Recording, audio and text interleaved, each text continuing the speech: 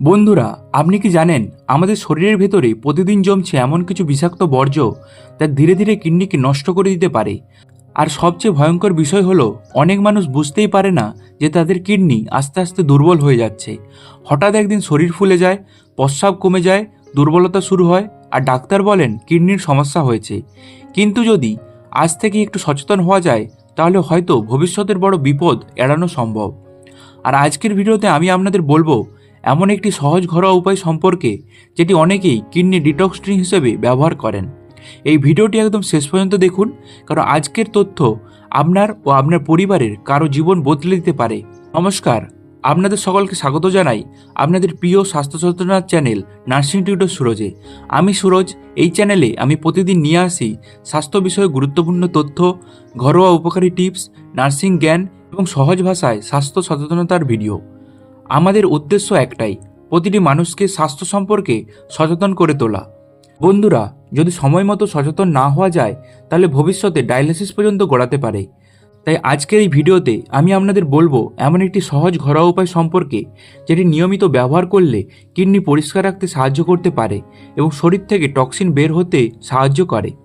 তবে ভিডিও শুরু করার আগে একটি ছোট্ট অনুরোধ, যদি আপনারা স্বাস্থ্য সম্পর্কিত সহজ ও উপকারী তথ্য পেতে চান তাহলে এখনই আমাদের channel nursing tutor Suraj subscribe করে পাশে থাকা বেল আইকনটি প্রেস করে দিন, কারণ প্রতিদিন আমরা নিয়ে আসি নতুন নতুন স্বাস্থ্য টিপস, নার্সিং জ্ঞান এবং ঘরোয়া উপকারী তথ্য। তো চলুন শুরু করা যাক আজকের গুরুত্বপূর্ণ ভিডিও। বন্ধুরা, আজ আমরা যে উপাদানটি নিয়ে কথা বলবো সেটি হলো ধনে বীজ ও লেবুর মিশ্রণ। এই দুটি জিনিস আমাদের রান্নাঘরে সহজে পাওয়া যায়, কিন্তু অনেকেই জানেন না যে এগুলি শরীরে টক্সিন বের করতে, কিডনি পরিষ্কার রাখতে সাহায্য করতে পারে। ধনে বীজে রয়েছে antioxidant, vitamin C, potassium, detoxifying properties.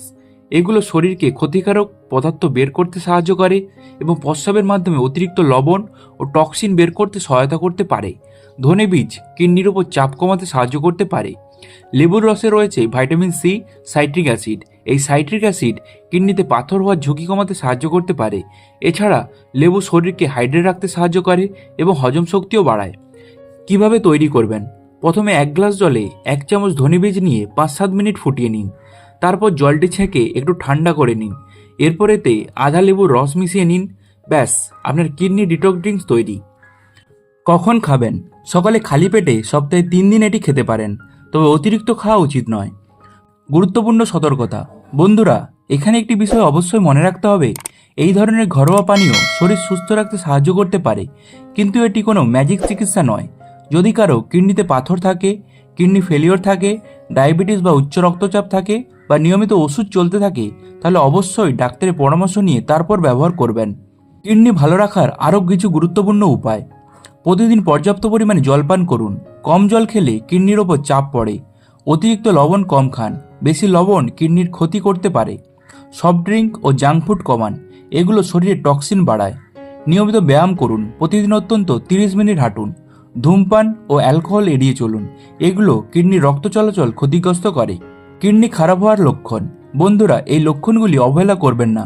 প্রস্রাবে ফেনা, প্রস্রাব কম হওয়া, শরীর ফুলে যাওয়া, শ্বাসকষ্ট, দুর্বলতা, ঘন ঘন বমি ভাব, এই ধরনের সমস্যা হলে দ্রুত ডাক্তারের কাছে যান।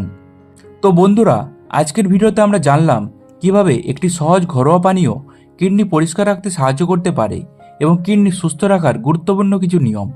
আশা করি ভিডিওটি আপনাদের ভালো লেগেছে এবং উপকারে আসবে।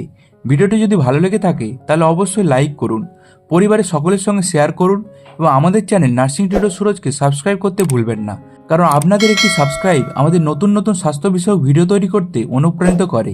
নিচে কমেন্ট করে অবশ্যই জানান আপনারা পরবর্তী কোন স্বাস্থ্য বিষয় নিয়ে ভিডিও দেখতে চান। সবাই সুস্থ থাকুন, ভালো থাকুন। আমি সুরজ বিদায় নিচ্ছি আজকের মতো। ধন্যবাদ। জয় হিন্দ।